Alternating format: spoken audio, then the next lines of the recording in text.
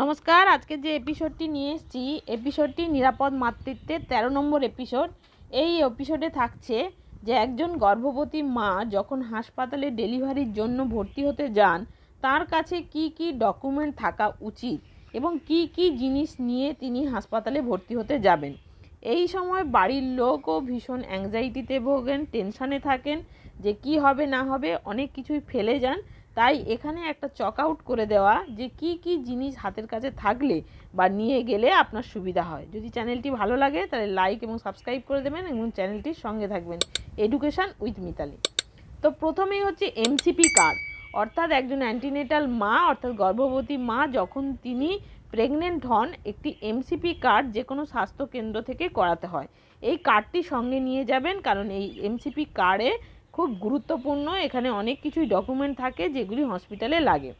আর 2 নম্বর হচ্ছে ডাক্তারবাবুকে দেখানোর পুরনো প্রেসক্রিপশান, যতগুলি আপনি চেক আপ করিয়েছেন ডাক্তারবাবুর কাছে তার পুরনো প্রেসক্রিপশান যতগুলি থাকবে আপনি সঙ্গে করে সবগুলো গুছিয়ে নিয়ে যাবেন একটি ফাইল আপ করে। নাম্বার 3, রক্তের রিপোর্ট, অর্থাৎ পুরনো রক্তের রিপোর্ট, অর্থাৎ প্রেগনেন্সি অবস্থায় যে রক্তের রিপোর্টগুলো করিয়েছেন এবং যদি থ্যালাসেমিয়া করে থাকেন অনেক আগে, ধরুন 3-4 বছর আগে আপনি থ্যালাসেমিয়া রিপোর্ট করেছেন সেটিও সঙ্গে করে নিয়ে যাবেন। যদি থাইরয়েড রিপোর্ট কখনো করে থাকেন সেটিও সঙ্গে করে নিয়ে যাবেন, অর্থাৎ রক্তের রিপোর্ট যা যা আছে সঙ্গে নিয়ে যাবেন। নাম্বার 4, ইউএসজি রিপোর্ট, অ্যানোমালি স্ক্যানের রিপোর্ট হোক, নর্মাল ইউএসজি হোক, যাই হোক ইউএসজি রিপোর্ট সঙ্গে করে নিয়ে যাবেন, এটিও দেখতে লাগে। এরপরে আসি 5 নম্বর, আধার কার্ড। মা বাবা অর্থাৎ শিশুর মা বাবার আধার কার্ড দুটোই লাগবে। কেন লাগবে না, বাচ্চার জন্ম সার্টিফিকেট করতে গেলে আধার কার্ড লাগবে, সেই জন্য অবশ্যই আগে থেকে একটি নামও ভেবে রাখবেন।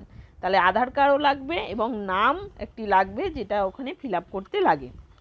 নাম্বার 6, মেডিক্লেমের কার্ড এবং কাগজ, যদি প্রাইভেটে বা আপনাদের স্বাস্থ্যসাথী কার্ড থাকে তাহলে সেটি সঙ্গে করে নিয়ে যাবেন। মেডিক্লেমের এটিএমের মতো যে কার্ডটা থাকে সেটিও নিয়ে যাবেন এবং কাগজও নিয়ে যাবেন।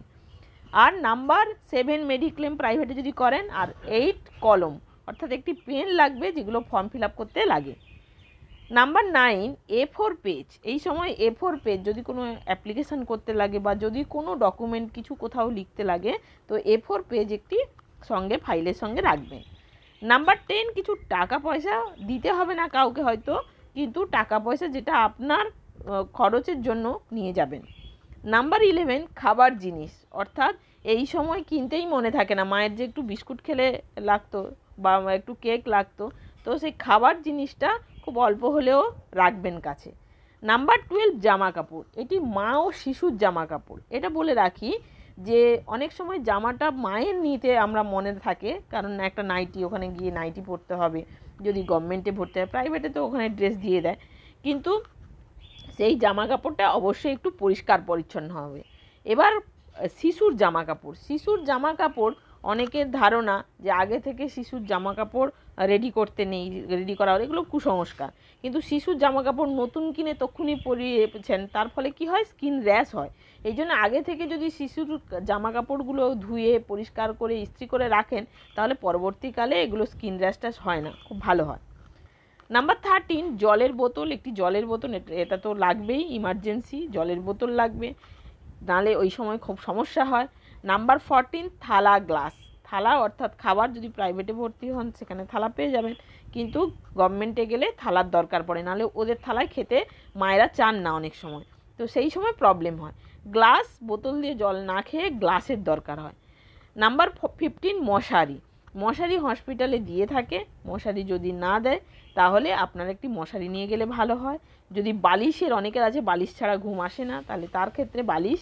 বেড কভার, অনেকে ওখানকার বেডশিট ইউজ করতে চান না, তার জন্য একটা বেড কভার নিয়ে যান। নাম্বার 16, ব্রাশ, কলগেট, সাবান, অর্থাৎ এটা পার্সোনাল হাইজিন মেনটেন করার জন্য। ব্রাশ, যদি প্রাইভেটে ভর্তি হন ওখানে ব্রাশ, কলগেট, সাবান সবই দিয়ে দেয়, কিন্তু যদি গভর্নমেন্টে ভর্তি হন, সরকারিতে ভর্তি হন, তখন ব্রাশ, কলগেট, সাবান সব জায়গায় দেয় না, কিছু কিছু জায়গায় দেয়। তো ব্রাশ, কলগেট, সাবান যদি রাখেন তাহলে পার্সোনাল হাইজিন মেনটেনটা ভালো হয়। তাহলে আশা করছি আপনাদের আগের প্রশ্ন যেটা ছিল আমি উত্তরটা দিতে পেরেছি। ধন্যবাদ মন দিয়ে দেখার জন্য, ধন্যবাদ।